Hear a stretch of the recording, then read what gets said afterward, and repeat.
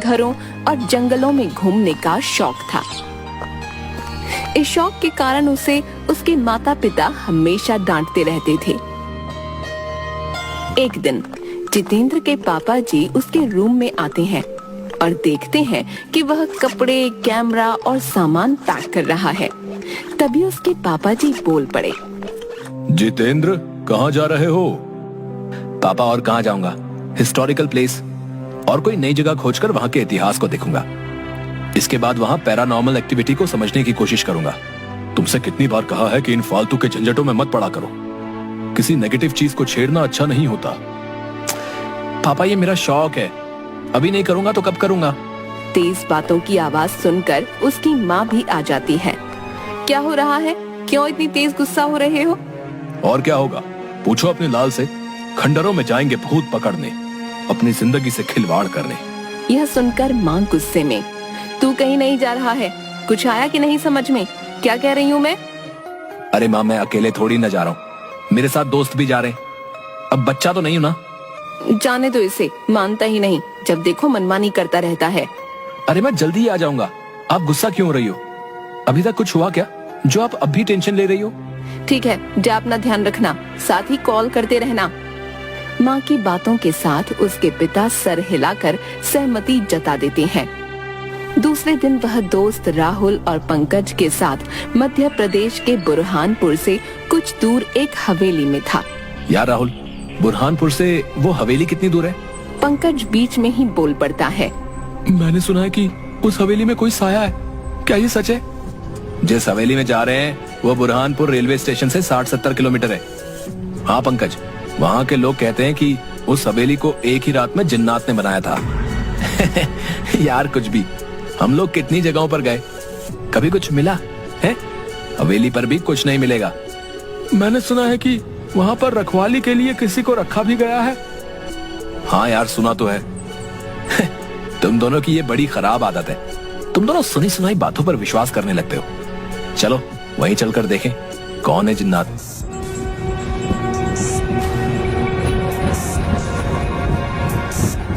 Train से railway station उतरने के बाद चलो किसी होटल में जाकर फ्रेश हो लिया जाए। क्या यार, सीधे हवेली पर चलते हैं? नहीं यार, वहाँ कोई टाइम पर मिले ना मिले, पहले होटल में ही चलते ना। हाँ।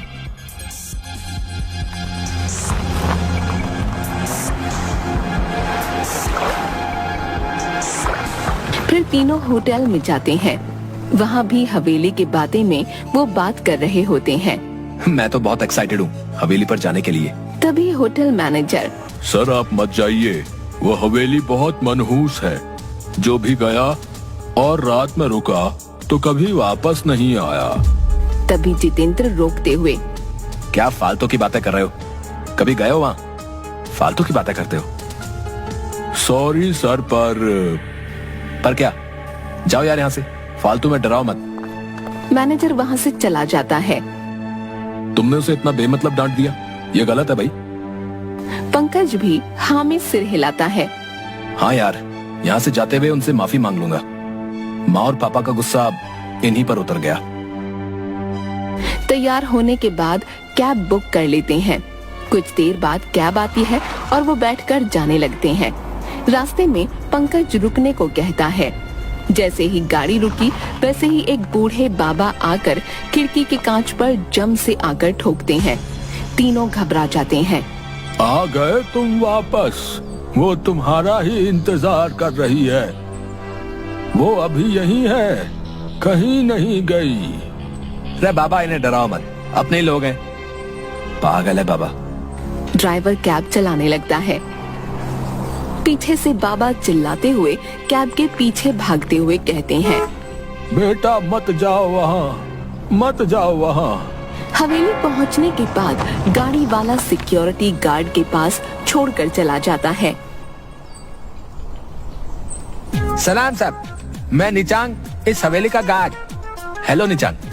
चलिए साहब, आप रूम में बैठिए, मैं आपके लिए चाय लेके आया है। ये चाय क्या है? पीने वाला, वो आप टी कहते हो ना, टी, वही। तीनों हंसने लगते हैं। उन्हें देख निचांग को भी हंसी आ जाती है। अच्छा चाय, जाओ जाओ लाओ। तीनों चाय पीने के बाद निचांग से, चलो हमें घुमा दो हवेली। साहब आप अंदर जाकर लेफ्ट मुड़ जाना, वहाँ अम्मा मिलेगी है, वो आपको घुमा देगी है साहब, पर शाम से पहले वहाँ बाहर आ जाना है, नहीं तो क्या साहब अच्छा नहीं होगा। बेहुदी बातें, कोई सेंस नहीं है इन बातों में। वो बूढ़ी औरत जब बाहर निकलेगी हम भी आ जाएंगे। नहीं साहब, अम्मा को वो कुछ नहीं करेंगे, आपको कुछ हो गया तो मेरी नौकरी खतरे में आ जाएगी है? भाई जल्दी आ जाएंगे ना हम। यार तू आए ना आए, हम दोनों आ जाएंगे। हाँ चलो ठीक टाइम से पहले आ जाएंगे। अब तो चलो। अंदर जाते हुए लेफ्ट से कुछ पत्थरों की आवाज आ रही थी, जैसे कि उनसे कुछ पीसा जा रहा हो। तीनों धीरे धीरे अंदर पहुंचते हैं। तभी वह बूढ़ी अम्मा मसाला पीसते हुए दिखती है। अम्मा, ओ अम्मा। वह मुड़कर कोई जवाब नहीं देती। फिर पंकज आवाज देता है, ओ दादी, ओ दादी। वह मसाला पीसते हुए रुक जाती है, धीरे से पीछे देखती है। वह उस वक्त काफी डरावनी सी लग रही थी और कहती है, अच्छा इस बार बच्चों आप लोग आए हैं। जी अम्मा, आप हमें इस हवेली में घुमा दोगी? हाँ, पर कोई मुझसे दूर नहीं जाएगा, विशेषकर ऊपरी मंजिल पर बिल्कुल भी नहीं। क्यों अम्मा, ऐसा क्यों? इसे जिन्नात की हवेली क्यों कहते हैं? इस हवेली को इंसानों ने थोड़े ही बनाया है। इसे मेरे वालिद जो आलिम थे, उन्होंने जिन्न को काबू करके रातों रात इस हवेली को बनवाया था। क्या वो जिन्न अभी भी काबू है? अब वह सभी जिन्न किसी के काबू में नहीं है। मतलब कुछ भी है? अब थोड़ी होते हैं जिन्न, अब मशीनों से 2 मंजिला मकान में साल भर के करीब लग जाते हैं। तो ये हवेली वो भी रात भर में? इम्पॉसिबल। मैं इसे नहीं मानता। मत मानो, वैसे जिन्न को आग से बनाया जाता है। वह जहाँ रहते हैं वह जगह काफी गर्म रहती है। इतना कहकर अम्मा मसाला लेकर अंदर चली जाती हैं और खाना बनाने लगती हैं। अरे यार, इन्हें तो काफी टाइम लगेगा, चलो हम ही घूम ले हवेली। अम्मा अंदर से सुन रही थी, तभी कहती है, बेटा आप ऊपरी मंजिल पर मत जाना और कुएं पर भी नहीं। अरे फालतू की बातें, चलो चलते हैं, कुछ नहीं होगा वहाँ।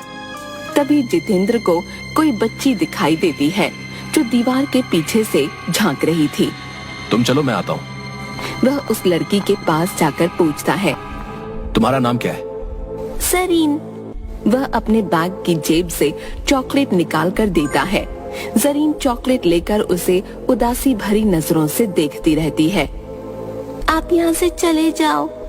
इतना कहकर उदासी के साथ वह वहाँ से चली जाती है। जितेंद्र को उसे देखकर बहुत अजीब लग रहा था। तभी बहुत तेज आवाज आती है, जैसे कि गहरे पानी में कुछ गिरा हो। जितेंद्र दौड़कर आवाज वाली जगह पर जाता है। वह देखता है कि राहुल अकेला कुएं की दीवार पर बैठा था। वह राहुल से पूछता है, ये किस चीज की इतनी तेज आवाज थी? पंकज कहाँ है? इतने में पीछे से पंकज भी दौड़कर आता है। वो भी पूछता है, क्या हुआ? कुछ भी तो नहीं, बस इस कुएं में पत्थर फेंका था। इतने में पंकज घबरा कर कहता है, वो बूढ़ी औरत ने तो कुएं के पास आने के लिए मना किया था ना, तो तू यहाँ क्यों बैठा है? चल उतर जल्दी, चल यहाँ से। पंकज राहुल का हाथ गुस्से और जोर से पकड़कर वहाँ से दूर ले जाता है। पीछे से जितेंद्र कहता है, अरे यार, अगर वो वहाँ पर बैठ भी गया और उसने पत्थरों को फेंक भी दिया तो क्या हो गया है? इसमें कौन सी बड़ी बात हो गई? भाई मुझे यहाँ बहुत घबराहट हो रही है, आसपास बहुत अजीब सा लग रहा है। वॉशरूम की दीवार पर मेरी परछाई दिख रही थी। तभी एकदम से 2 बड़े हाथ मेरे गले की तरफ आ रहे थे। तभी पानी में कुछ गिरने की तेज आवाज आई और मैं तेजी से दौड़कर यहाँ आ गया। भाई तुम इन लोगों की बातें सुनकर ना वहम में आ गए हो। ऐसा कुछ भी नहीं है जैसा तू सोच रहा है। चलो अब हवेली घूमते हैं। जितेंद्र का ध्यान बार बार उस खामोश फितरत वाली बच्ची पर जा रहा था जो बिल्कुल कुछ नहीं बोल रही थी। उदासी भरी बेनूर आंखों से उसे एकटक देखे ही जा रही थी। ऊपर से पंकज को यह हवेली कई जगहों पर कालिख और काई जमी हुई दिख रही थी, जो कि काफी डरावनी लग रही थी। इसी के साथ राहुल का बोलना बिल्कुल बंद सा हो गया था। इस पर पंकज और जितेंद्र दोनों में से किसी का भी ध्यान नहीं जा रहा था। यार इन दोनों के बहकावे में नहीं आता तो यहाँ फंसता नहीं, बेमतलब आ गया इनके साथ यहाँ पर। कमरों में घूमते हुए पंकज की और जितेंद्र की नजर कमरों पर बनी नक्काशी पर जा रही थी। साथ ही वहाँ थके थके व बेमन से टिमटिमा रहे पुराने बल्ब जो कभी भी दम तोड़ दें। दीवार पर कई जगह जानवरों के सर लगे हुए थे, जिसके कारण हवेली काफी भयानक लगने लगी थी। ये जगह इतनी डरावनी और अजीब क्यों है? दूसरी जगहों पर इतना डर नहीं लगा था, पर यहाँ तो उल्टा मुझे ही ज्यादा डर लग रहा है। कुछ यहाँ जो पर्दों में छिपा है। धीरे धीरे वह वापस आंगन में बूढ़ी अम्मा के पास पहुंचकर उनके पास बैठ गए। जितेंद्र के मन में बहुत सारे सवाल आ रहे थे। वह आखिरकार पूछ ही बैठा, ऊपरी मंजिल पर जाना क्यों मना है? वह किसी को भी ऊपरी मंजिल पर जाने वाले को जिंदा नहीं रहने देते। आप इस सब पर विश्वास करती हैं? ये चीजें तो बस वहम होती हैं। मेरा बेटा भी नहीं मानता था, कितना समझाया, लेकिन होनी को कौन टाल सकता है। बेटा, आप इन चीजों को समझने की कोशिश करो। आपका एक साथी कहाँ है? पंकज और जितेंद्र दोनों उसे ढूंढने लगते हैं। इतने में वह जरीन लड़की जितेंद्र को मिल जाती है। वह उसे कहती है, आज बहुत भारी दिन है, आप कहीं नहीं रुकना, आप अकेले दोस्त के साथ वापस चले जाओ। मैं इस बच्चे की बात को क्यों नहीं समझ पा रहा हूँ। आखिर कहना क्या चाहती है? बेटा, आप क्या कहना चाहती हो? थोड़ी देर में आपका यहाँ से निकलना मुश्किल हो जाएगा। आप और आपका एक दोस्त, आप दोनों चले जाओ। जाने कब राहुल को ढूंढने ढूंढने में पंकज सबसे ऊपरी मंजिल पर पहुंच गया। उसे मालूम ही नहीं चला। उसे ऊपरी मंजिल के एक कमरे में काफी तेज रोशनी हो रही थी। उसने आवाज लगाई, राहुल तू है ना इस रूम में? मुझे डरा मत, कुछ बोल तो सही। अंदर से सिर्फ की आवाज आती है, जिसके कारण पंकज घबराने लगता है। इसके बाद वह जोर से चिल्लाता है, राहुल बाहर निकल जल्दी। पंकज की आवाज नीचे जितेंद्र के पास जाती है। वह समझ जाता है कि पंकज सबसे ऊपरी वाली मंजिल पर है। वह भी तेजी से ऊपर जाने लगता है। वह छोटी बच्ची उसे रोक लेती है। ऊपर पंकज गेट खोल लेता है और एक जोरदार चीख के साथ तेज रोशनी दिखाई देती है। फिर पंकज का शरीर धीरे धीरे नीचे आने लगता है, जैसे कि पानी पर तैर रहा हो। यह सब जितेंद्र की आंखों के सामने हो रहा था। एकदम से ये सब देखकर जितेंद्र वहीं बेहोश हो जाता है। जब वह आंखें खोलता है तो वो अपने आप को अम्मा के रूम में उनकी गोद में सर रखे पाता है। वह घबराकर बैठ जाता है और उठकर बाहर जाने लगता है। अम्मा उसका हाथ पकड़ लेती है। अब कोई फायदा नहीं है, अब रात हो चुकी है। तुम इस कमरे से निकलते हो तो तुम्हारा हाल भी दोस्तों जैसा हो जाएगा। देखना चाहते हो तो खिड़की के छेद में से देखो, खिड़की मत खोलना। जैसे ही वो बाहर देखता है तो उसके दोनों दोस्त दिखते हैं। एक अधजला और दूसरा पानी की वजह से फूला हुआ। ये कैसे हुआ? मैंने तुम्हें रोका था और कहा था ऊपरी मंजिल और कुएं पर जाना मना है। जो ऊपरी मंजिल पर गया वो जल गया, जो कुएं के पास गया वह पानी की वजह से फूल गया। जरीन, वो बच्ची कहाँ है? कौन बच्ची? जो मुझे ऊपर जाने से रोक रही थी। नहीं बेटा, यहाँ पिछले 40 सालों से कोई बच्ची नहीं है। जितेंद्र ये सुनकर बिल्कुल सुन्न सा रह जाता है। फिर वही लड़की को एक फोटो में देखता है। यही तो है वो बच्ची, यही तो है। यह मेरी बेटी है जो ऊपरी मंजिल से सीधे कुएं में जा गिरी थी। वही जिन्नों की वजह से, इसीलिए मैं यह हवेली छोड़ना नहीं चाहती हूँ। मुझे बाहर जाना है, हवेली से बाहर जाना है। सुबह होते ही मैं निकल जाऊंगा। बेटा, जो इस हवेली में एक रात में फंस जाता है फिर वो वापस नहीं निकल पाता। यही यहाँ की सच्चाई है। रात भर वो दोनों बैठे रहते हैं। सुबह होते ही जितेंद्र गेट खोलकर बाहर निकलता है। वैसे ही वो देखता है कि राहुल उसे आवाज दे रहा है।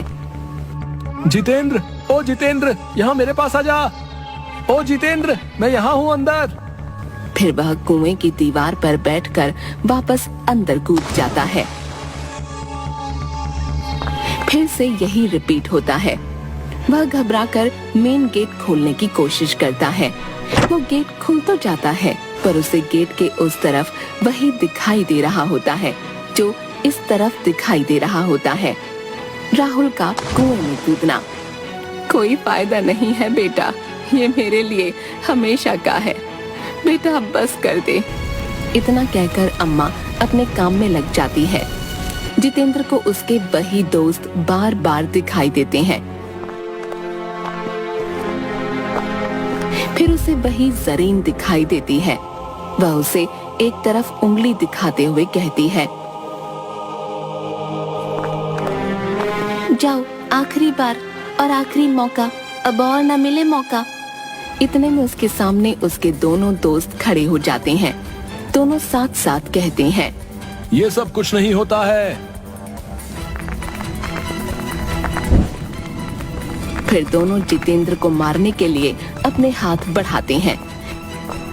तभी वही बच्ची उसे बचाकर बाहर निकाल देती है। जितेंद्र बेहोशी की हालत में बाहर आता है और उसे वही बाबा मिलते हैं। बेटा, मैं कह रहा था, वो तुम्हारा इंतजार कर रही है, वो तुम्हें छोड़ेगी नहीं। वो बाबा हंसते हुए निकल जाते हैं। जितेंद्र जैसे ही आगे बढ़ता है,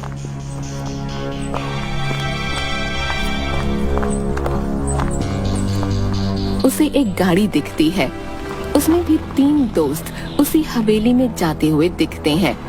वही सीन वापस से उसे दिखने लगता है, पर वो बाहर होता है। गाड़ी में कोई और होते हैं। जाते जाते वह वापस मुड़कर देखता है तो वो बच्ची उसे ही देख रही होती है। उस बच्ची के साथ भी वही हादसा होते हुए उसे दिखता है। बच्ची को आग लगती है और वो नीचे गिरने लगती है। अब जितेंद्र समझ गया था कि जिंदगी अनमोल होती है, बड़ों का कहना मान लेना चाहिए। वह मान गया था कि किसी भी शक्ति को नकारा नहीं जा सकता है, चाहे वह नेगेटिव हो या पॉजिटिव। जितेंद्र नाम का एक लड़का था जिसे पुराने महलों, पुराने घरों और जंगलों में घूमने का शौक था।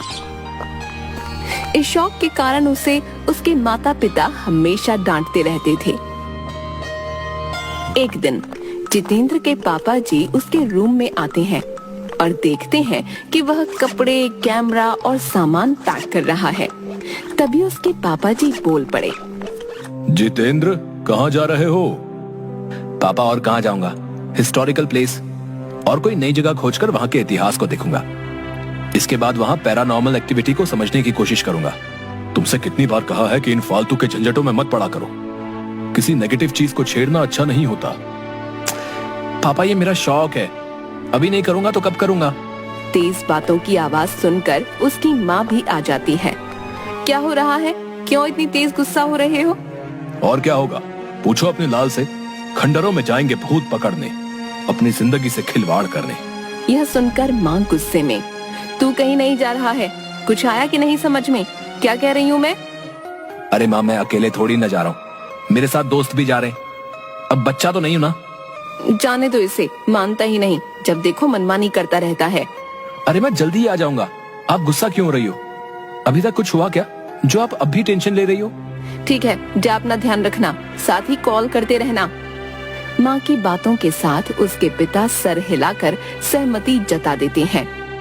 दूसरे दिन वह दोस्त राहुल और पंकज के साथ मध्य प्रदेश के बुरहानपुर से कुछ दूर एक हवेली में था।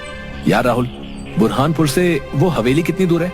पंकज बीच में ही बोल पड़ता है, मैंने सुना है कि उस हवेली में कोई साया है, क्या ये सच है? जिस हवेली में जा रहे हैं वो बुरहानपुर रेलवे स्टेशन से 60-70 किलोमीटर है। हाँ पंकज, वहाँ के लोग कहते हैं कि उस हवेली को एक ही रात में जिन्नात ने बनाया था। यार कुछ भी, हम लोग कितनी जगहों पर गए, कभी कुछ मिला है? हवेली पर भी कुछ नहीं मिलेगा। मैंने सुना है कि वहाँ पर रखवाली के लिए किसी को रखा भी गया है। हाँ यार, सुना तो है। तुम दोनों की ये बड़ी खराब आदत है। तुम दोनों सुनी सुनाई बातों पर विश्वास करने लगते हो। चलो वहीं चलकर देखें कौन है जिन्नात।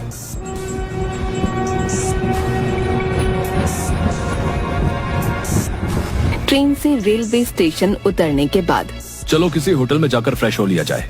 क्या यार, सीधे हवेली पर चलते हैं? नहीं यार, वहाँ कोई टाइम पर मिले ना मिले, पहले होटल में ही चलते ना। हाँ हाँ।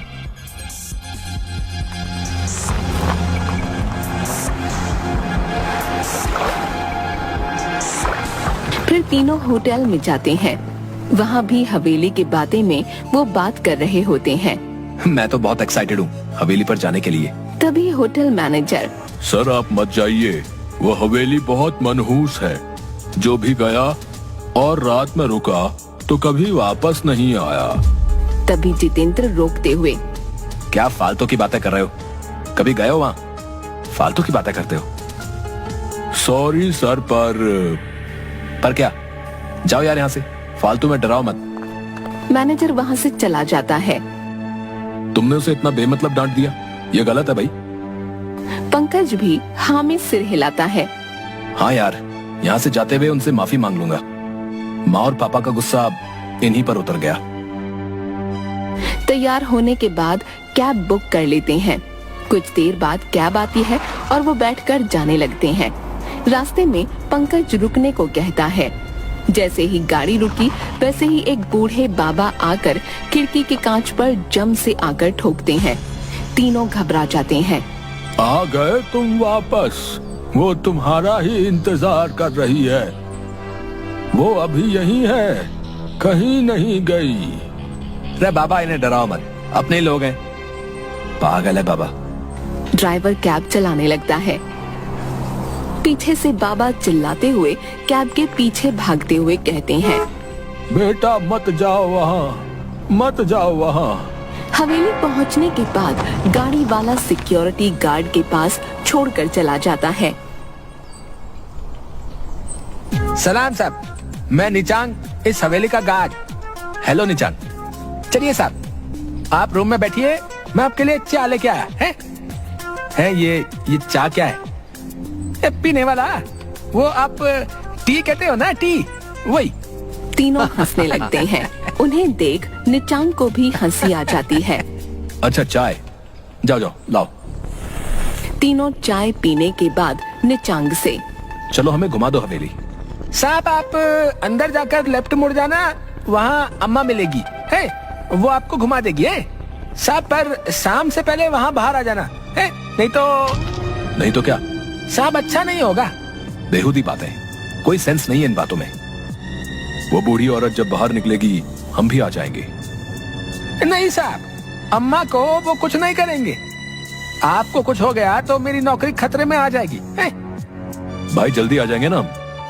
यार तू आए ना आए, हम दोनों आ जाएंगे। हाँ चलो ठीक, टाइम से पहले आ जाएंगे। अब तो चलो। अंदर जाते हुए लेफ्ट से कुछ पत्थरों की आवाज आ रही थी, जैसे कि उनसे कुछ पीसा जा रहा हो। तीनों धीरे धीरे अंदर पहुंचते हैं। तभी वह बूढ़ी अम्मा मसाला पीसते हुए दिखती है। अम्मा, ओ अम्मा। वह मुड़कर कोई जवाब नहीं देती। फिर पंकज आवाज देता है, ओ दादी, ओ दादी।